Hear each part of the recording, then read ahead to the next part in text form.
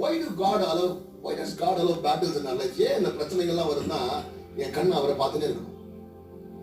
எனக்கு பலன் இல்ல, எனக்கு என்ன செய்யணும்னு தெரியல, ஆண்டவரே அவரை நம்பணும். சில நேரத்தில் என்ன ஆகுதுங்க, ஒரு பாயிண்ட் ஆஃப் டைம் சில காரியங்களை செஞ்சு முடிச்சுட்டு நம்மளுக்குள்ளே ஒரு திமிரு வரும். எனக்கு தெரியும், நான் பார்த்துட்டேன், நான் பண்றேன், பாத்துக்கலாம்டா, பண்ணிடலாம்டா, இதுதான் அதை மேனேஜ் பண்ணிடலாம்டா, ஏன்னா பண்ணியாச்சே பார்த்தாச்சு, இவ்வளவு தூரம் கத்தர் கொண்டு வந்தால. அதுக்கு முன்னாடி ஆரம்ப நாட்கள் எல்லாருமே கத்தர் நம்பிதான் இருப்போம்.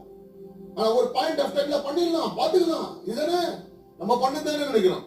ஆனா சில நேரத்துல கத்தர் சில காரியங்களை, சில யுத்தங்களை அலோவ் பண்றதுக்கான காரணமே என் கண்கள் அவரை நோக்கியே இருக்கணும், நான் அவரை நம்பியே இருக்கணும். எனக்கு தெரியல ஆண்டவரே. அவன் ராஜா சொல்ற ஒரு காரியத்தை பாருங்க, நீங்க யெகோஷாபாத் ராஜாவை குறித்து போய் வாசித்தீங்கன்னா நிறைய பெரிய ராஜாக்கள் செய்யாத ஞானமுள்ள காரியத்தெல்லாம் அவருக்கு தான். அவர் தான் ஜுடிஷியல் சிஸ்டம், கவர்னன்ஸ், 45 நிறைய ஞானமுள்ள காரியங்களா செஞ்சவரு. இப்ப சொல்றாரு, ஆண்டவரே